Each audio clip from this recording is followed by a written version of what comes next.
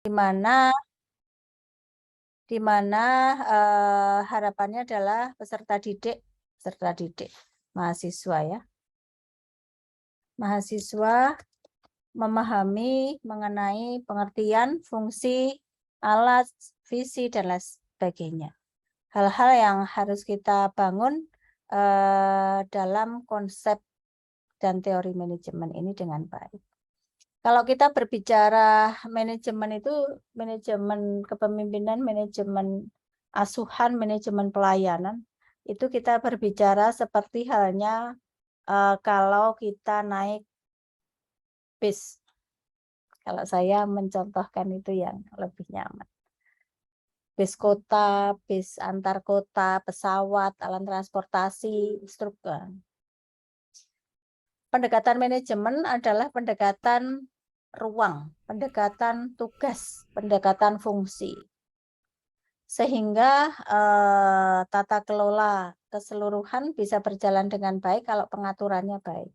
Nah, pengaturan itulah yang kita belajar di sini adalah pengaturan yang smooth, pengaturan yang manis dan dapat diterima oleh semua orang. Nah, itulah fungsi manajemen yang ada. Kalau tata kelola, tata aturan kita tempel begitu saja itu mudah, gampang. Tapi bagaimana kita mengawal untuk tata kelola, tata aturan bisa diterima semuanya. Maka butuh manajemen, butuh memimpin dan butuh yang dipimpin. Butuh memimpin dengan baik, butuh yang dipimpinnya itu juga mengikuti. Bagaimana yang dipimpin itu bisa ikut, berarti membutuhkan cara atau gaya dalam kita memimpin dengan baik.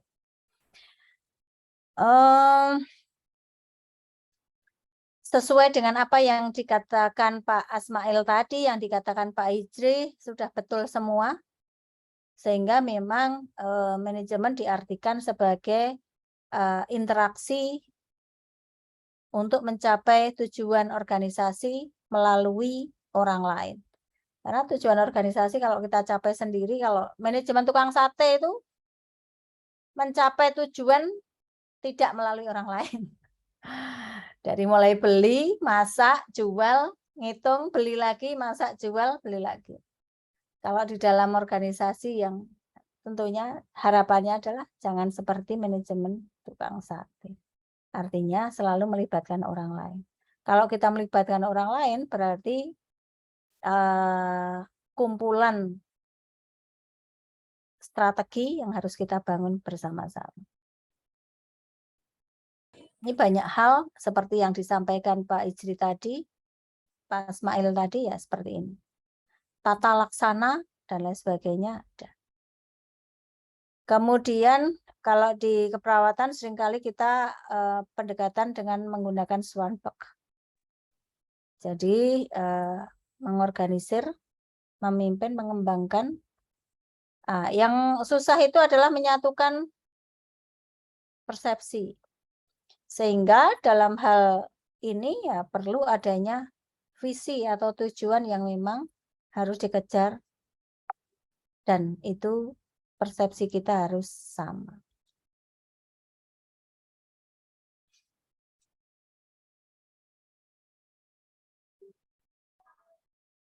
Nah, kalau manajemen di keperawatan adalah proses menyelesaikan pekerjaan melalui orang lain. Nah, ini Bapak Ibu.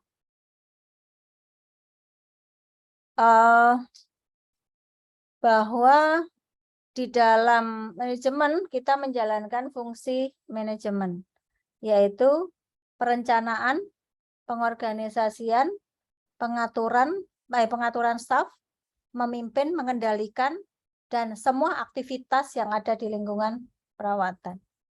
Ini yang ada.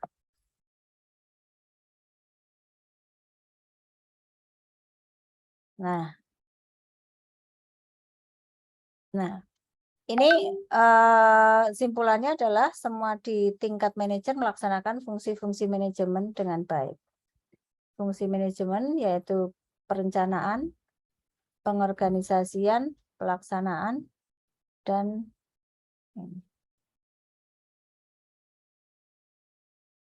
Fungsi manajemen ini Bapak Ibu. Nah, kalau di rumah sakit dengan pendekatan P1, P2, P3. Ada perencanaan, P2 itu penggerakan dan pelaksanaan, P3 pengawasan, pengendalian, dan penilaian. Ini kalau pendekatan manajemen di rumah sakit.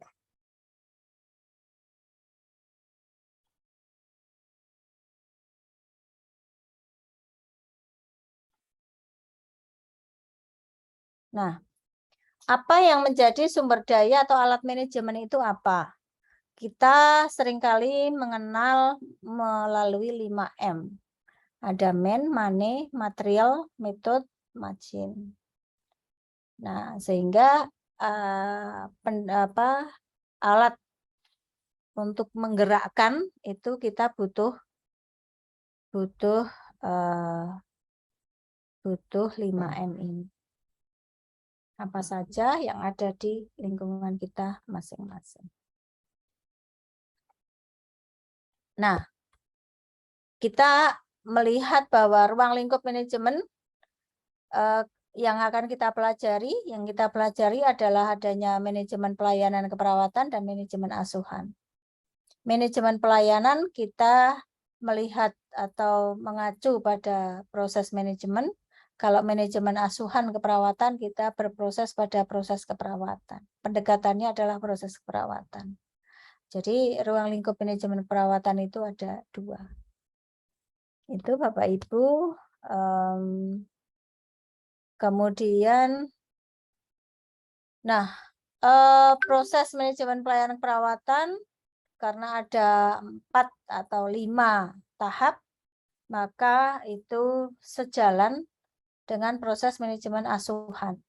Keduanya adalah menggunakan proses ilmiah tentunya. Maka seringkali kita gambarkan demikian, saling tertaut masing-masing.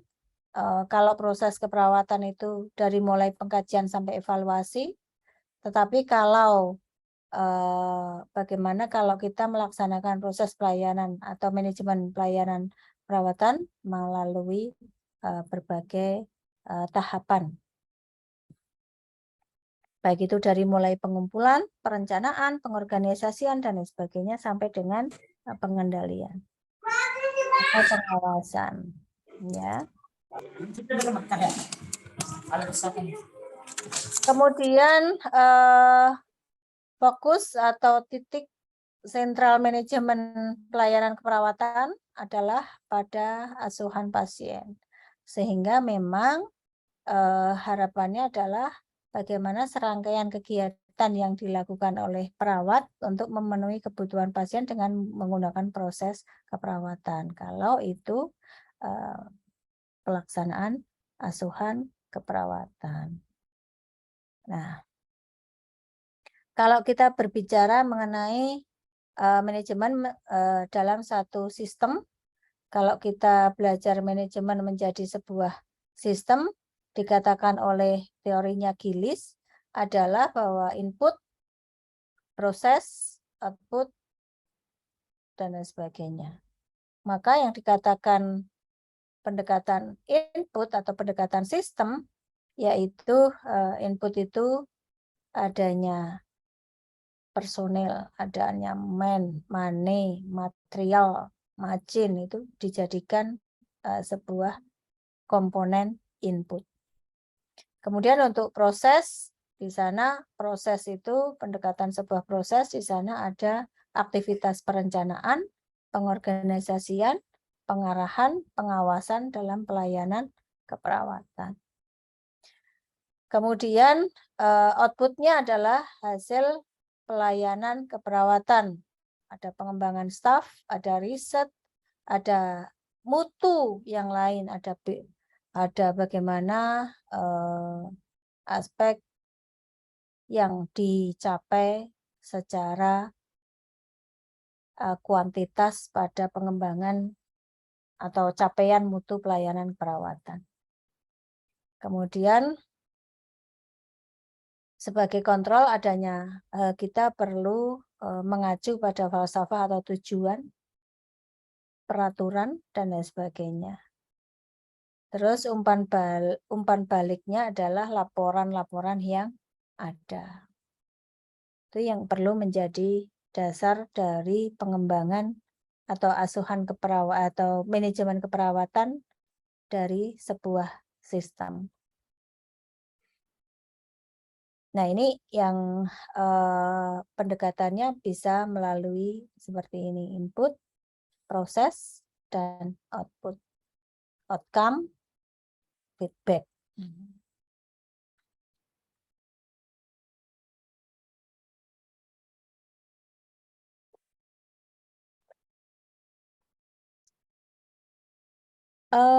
Dalam visi misi sudah?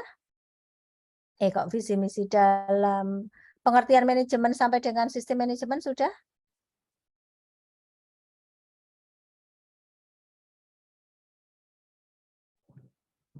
Apa yang saya sampaikan, apakah bisa dipahami Bapak Ibu?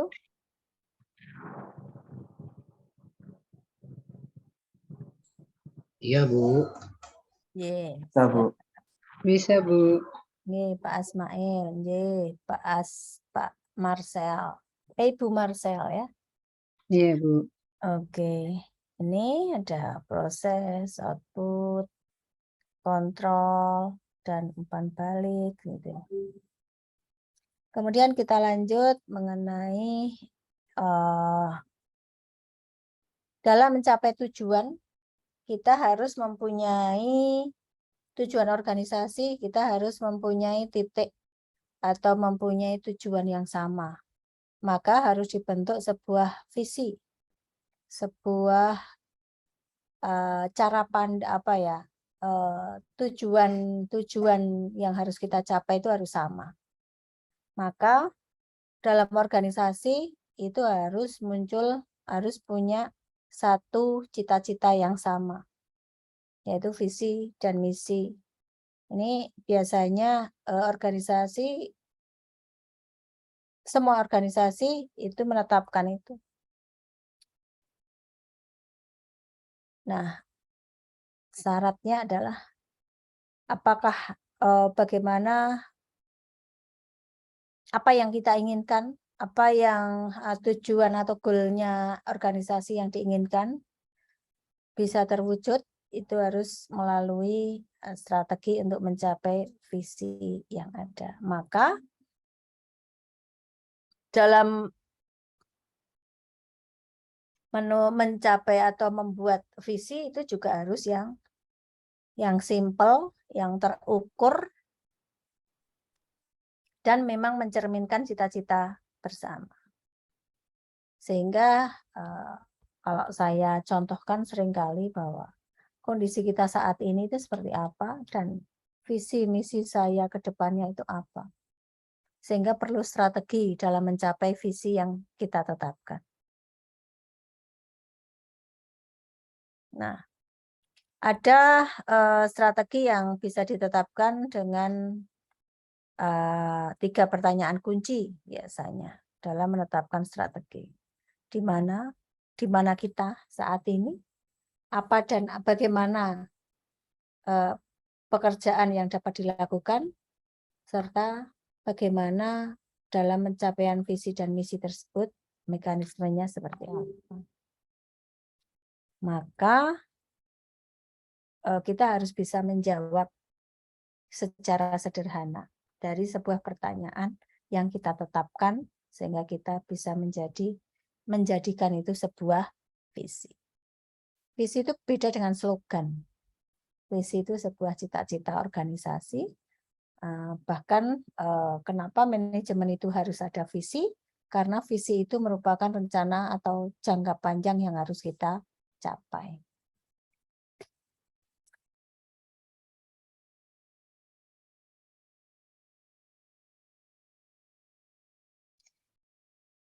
Nah, kira-kira saya akan mengantarkan hierarkinya, urut-urutannya. Silakan Bapak Ibu cek. Bapak Ibu baca dulu sebentar.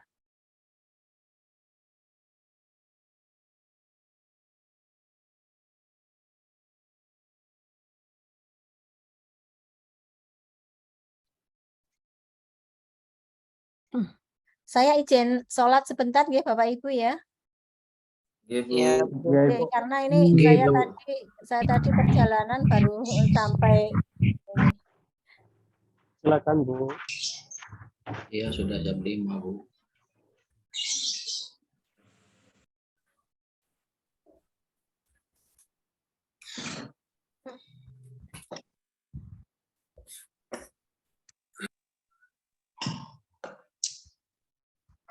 Maaf ya, saya juga karena tadi perjalanan Jogja-Jakarta sehingga memang baru saja sampai.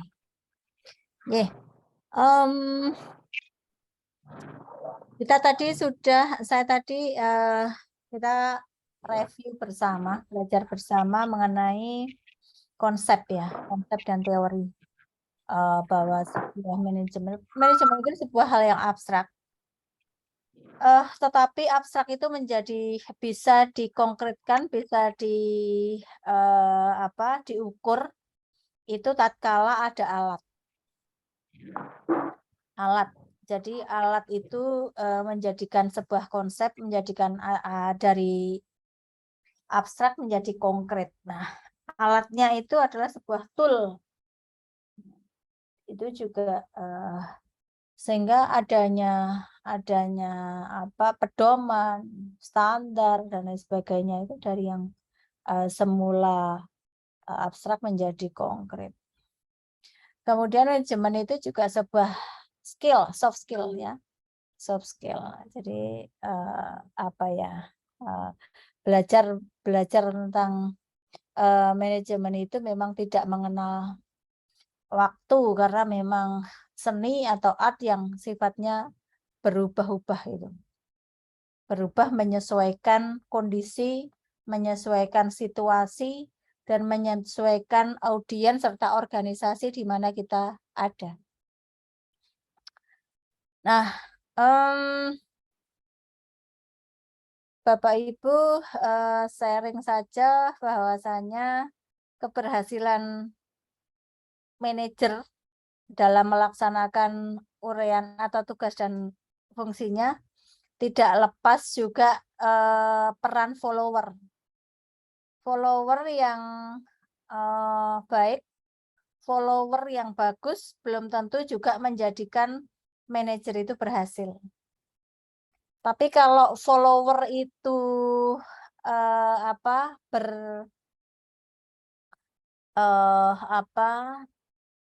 tidak homogen, itu justru menjadikan manajemen itu menjadi seni. Karena dalam menyelesaikan sebuah persoalan, pendekatannya tidak mungkin hanya satu cara pendekatan. Nah, makanya seringkali dikatakan manajemen itu juga sebagai sebuah art atau sebuah seni. Seni menyelesaikan masalah. Seni mencapai tujuan organisasi. Itu juga seni. Seni dalam menghadapi tantangan untuk mencapai tujuan organisasi. Seni dalam merangkul anggota dalam mencapai tujuan organisasi. Nah, itu dibutuhkan seni. Masing-masing organisasi mempunyai ritme kerja, mempunyai anggota yang karakteristiknya berbeda-beda. Itulah maka butuh manajemen, butuh aturan main, butuh role yang ada. Harapannya adalah bahwa manajemen itu sebuah mesin untuk menjalankan roda organisasi. Organisasi itu tidak akan mungkin berjalan jika tidak ada mesin yang menjalankan dari sebuah manajemen.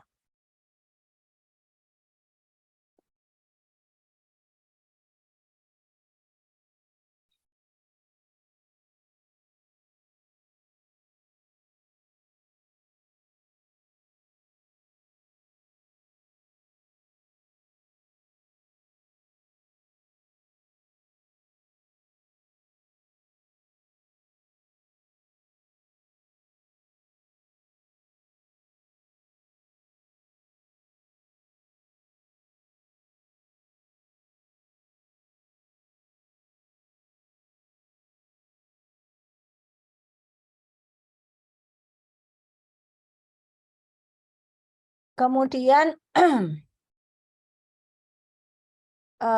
tadi sudah belajar tentang konsep, belajar tentang ini dan lain sebagainya.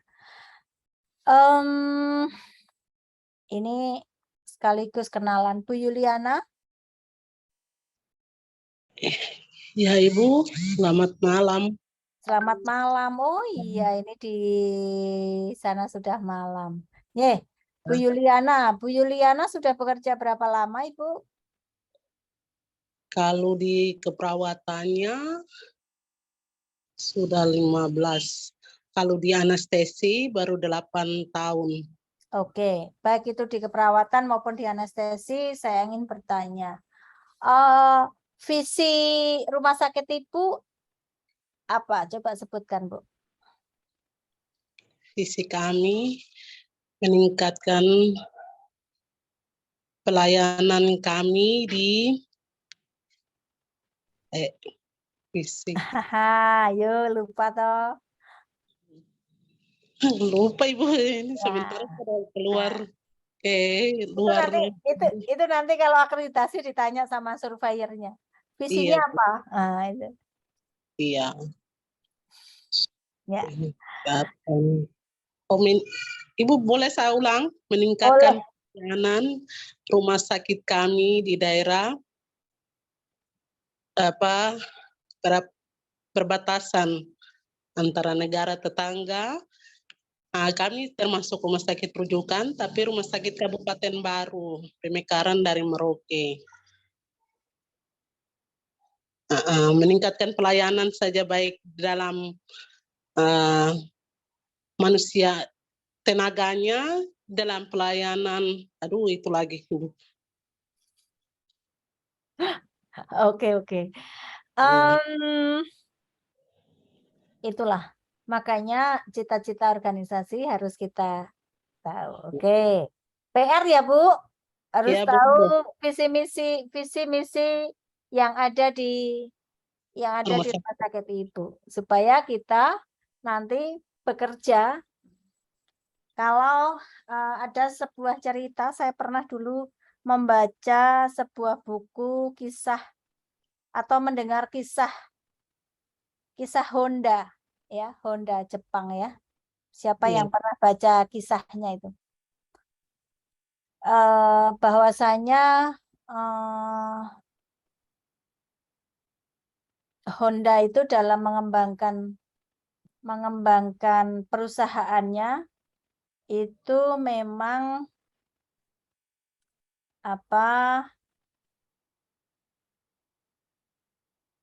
ideologi atau idealisme atau visi organisasi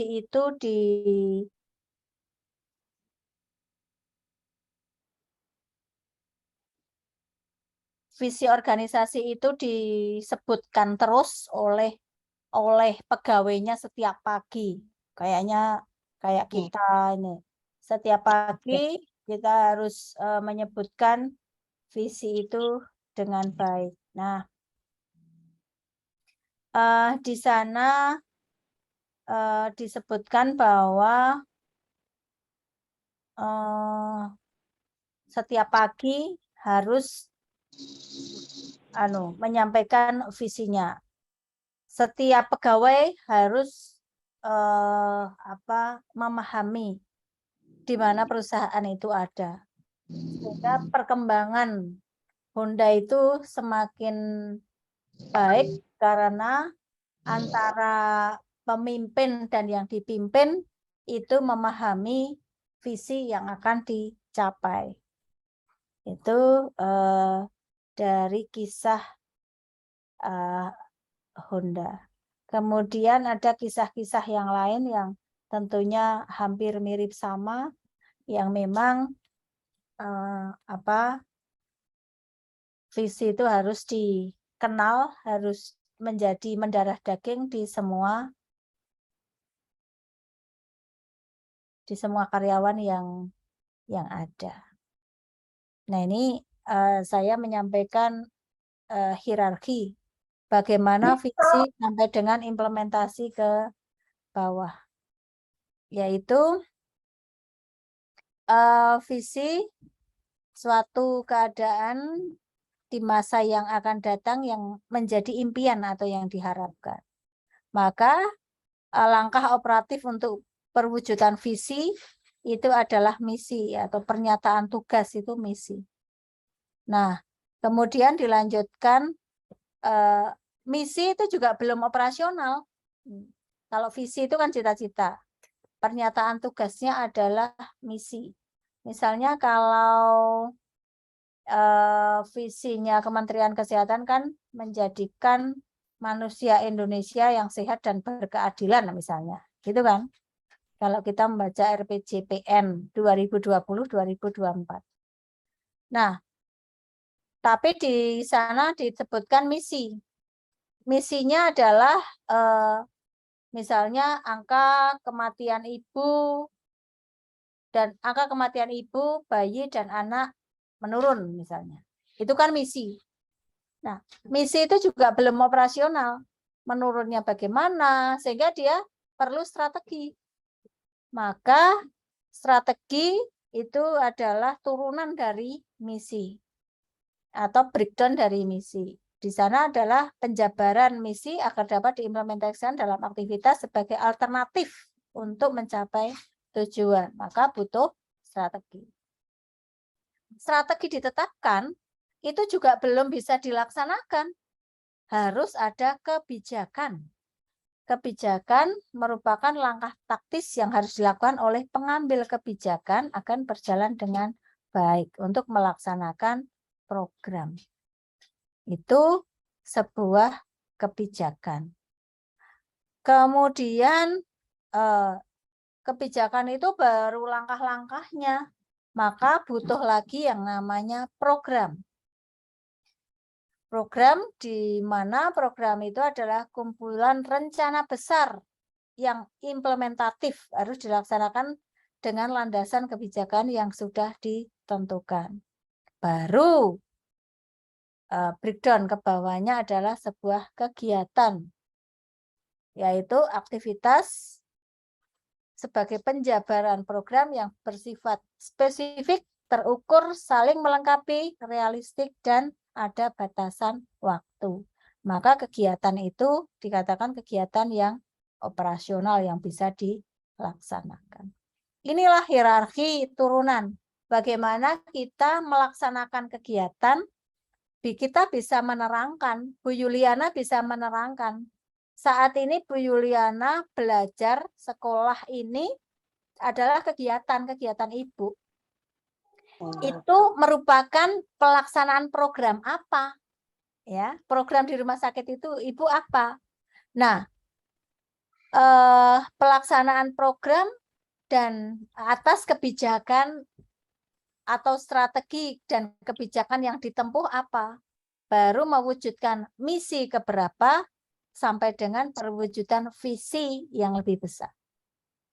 Itu hierarki dari mengapa kegiatan itu merupakan sebuah mengapa kegiatan itu sebuah action atau sebuah aktivitas bagian dari pelaksanaan misi untuk mewujudkan visi. Kira-kira seperti itu. Oke. Nah, coba Pak siapa ini? Sekalian kenalan maksud saya. Pak Jafar, Bu. Mangga silakan Pak Jafar. Pak Jafar, Ya, Bu. coba saya dianukan tentang apa yang saya sampaikan tadi. Baik, Bu. Visi rumah sakit Bapak apa? Kemudian Bapak di bagian yang mana? Melaksanakan kegiatan apa? Kegiatan keanestesian yang Bapak lakukan selama ini di tempat Bapak itu implementasi dari program apa? Coba. Baik, Bu. Perkenalkan, saya Jafar. Presidik, Ketua Nggih. Kelas AJ3 Bu. Mantap. Dengan Dari rumah sakit mana Pak Jafar? Rumah Sakit Provinsi Kepulauan Riau Bu, Oh ya, oke, siap. di Pulau Bintan Bu, di Waduh. seberang Bu. Wah, untung Pulau Bintan nggak dicaplok Iya Bu, Singapura. Oh, tetangga saya hampir dekat mau dicaplok. iya, siap. Nggih. Baik Bu, visi misinya saya lupa. Nah, untuk Eh, oke, monggo silakan. Terus mengenai apa namanya strategi yang ditetapkan itu sudah ada dituangkan di apa namanya di dalam kebijakan-kebijakan di rumah sakit. Kemudian yang menjadi kelemahan sedikit di rumah sakit kami itu kebijakan-kebijakan itu berjalan itu kadang seolah-olah berjalan sendiri, tidak ada pengawasan. Jadi perlunya kebijakan itu dilaksanakan kalau ada sesuatu hal, contoh akreditasi, baru nanti sibuk gitu. Tapi mungkin saya rasa kebijakan ini di mana-mana begitulah sifatnya Bu. Mungkin teman-teman yang lain pun setanah airnya di AJ3 ini seperti itu. Jadi seolah-olah kebijakan itu dibuat untuk senjata ataupun apa namanya suatu umpan kalau ada sesuatu nanti ditanyakan gitu. Nah, itu yang terjadi dituangkan dalam kebijakan, sehingga makanya kebijakan itu dituangkan pun dalam bentuk program ya begitu juga Bu, hanya sebagai bentuk tameng ataupun dasar kalau nanti sesuatu nanti suatu saat ditanya atau suatu saat di apa gitu. Jadi pengawasan daripada kebijakan itu dituangkan dalam program akhirnya berjalan tidak semaksimal yang kita buat bersama-sama gitu. Jadi rata-rata hanya sebagai alat, tidak sepenuhnya dilaksanakan begitu Bu. Makanya saya pribadi di bagian anestesi, kebijakan-kebijakan itu dituangkan dalam bentuk SOP, ya seperti itu. SOP yang tadi berjalan ya seperti sekedar berjalan begitu. Yang penting jangan keluar daripada program yang dituangkan dalam bentuk SOP itu gitu. Nah, jadi makanya kami sebagai pelaksana terus aja, apalagi kami di pulau ini Bu, di Pulau Bintan terutama di Kepri.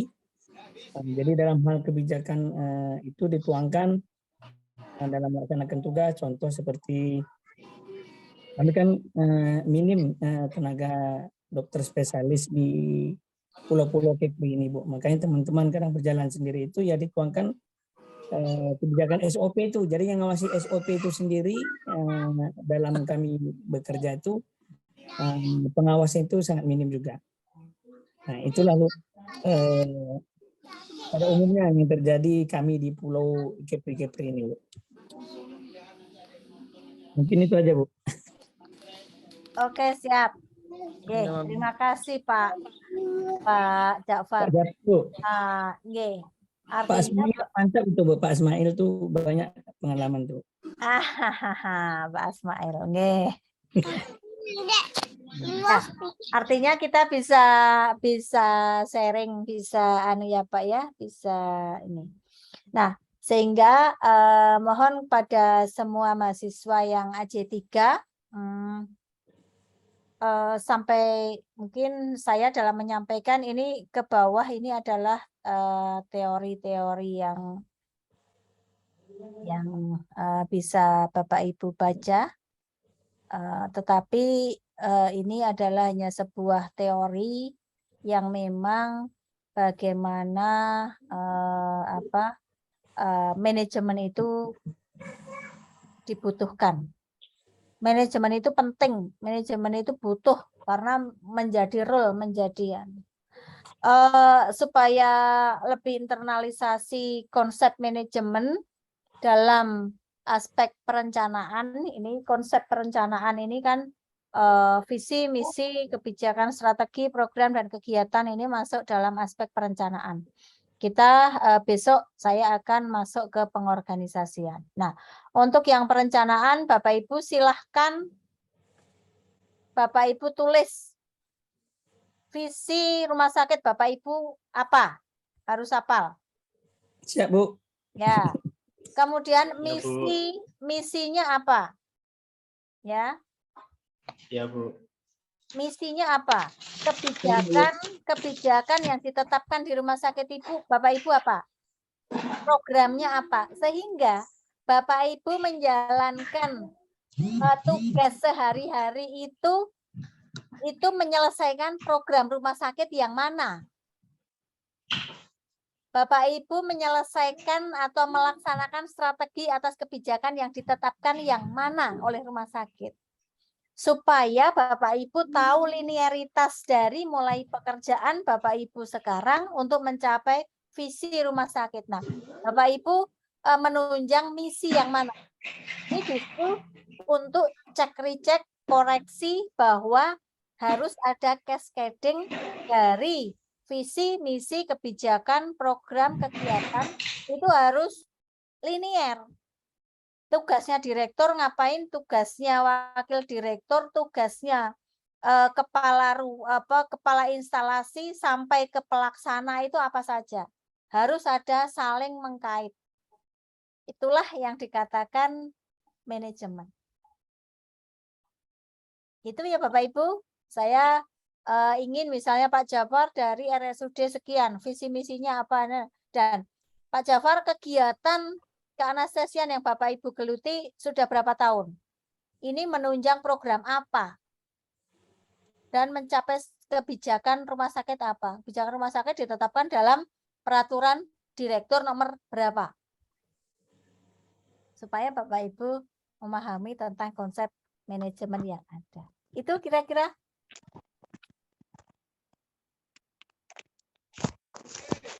Baru pertemuan pertama nih ya.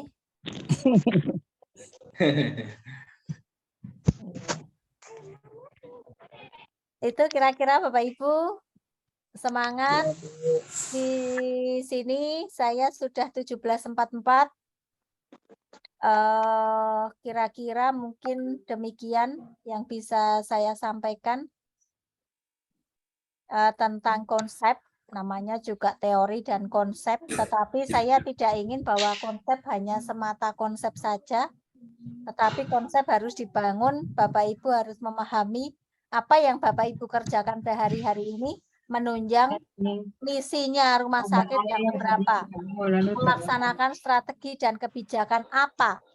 Jangan sampai Bapak Ibu melaksanakan pekerjaan sehari-hari, datang, bius, bayaran, pulang. Datang, bius, bayaran, pulang. Tidak hanya itu.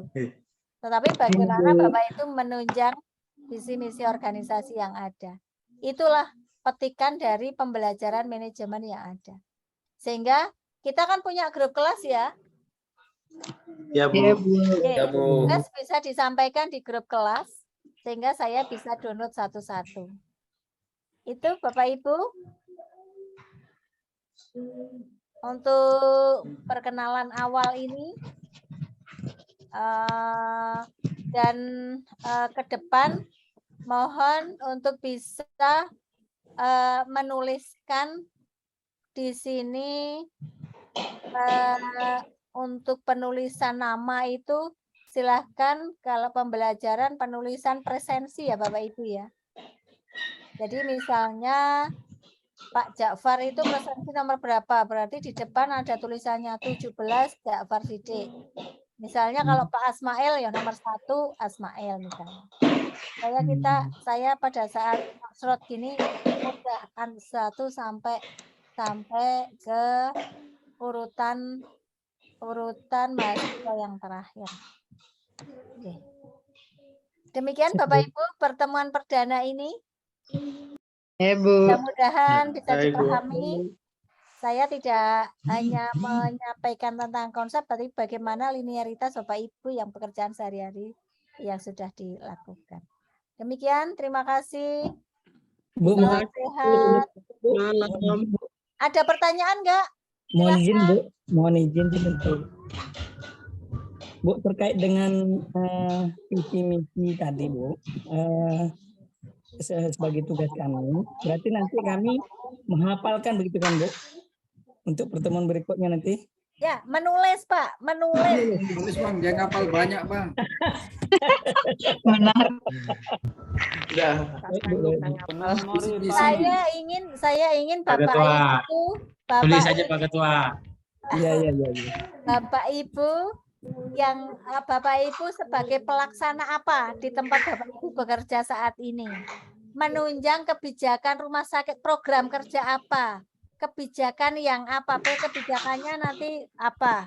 Kemudian visi yang keberapa? Nah, itu yang perlu ada. Ya. Iya, Bu. Oke, terima kasih. Ya Bu. Sesuai dengan keadaan real rumah sakit ya Bu ya. Iya, sesuai rumah sakit Bapak Ibu sendiri-sendiri. Paripurna Japar. Karena SOP-nya kan untuk senjata aja kan. Rekreasi baru sibuk. Kumpulnya di PJMK kah, Bu? Iya, kumpulnya di PJMK. Pak Baik, Hizri Bu. ya. Pak Hizri ya. Baik Bu. Ah, Baik Bu. Harus tulis tangan ya, Bu? Oh, enggak, enggak. Ketik Bu ya. Oke, Tulis tiga, yang Bu. indah, seindah-indahnya, Ah, yang sampai tak bisa dibaca. ah. Baik Bu, makasih Bu.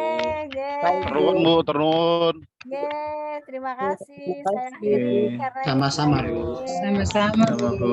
waktu Indonesia Barat sudah maghrib sehingga saya Ya. mohon diri. Assalamualaikum warahmatullahi wabarakatuh. Waalaikumsalam.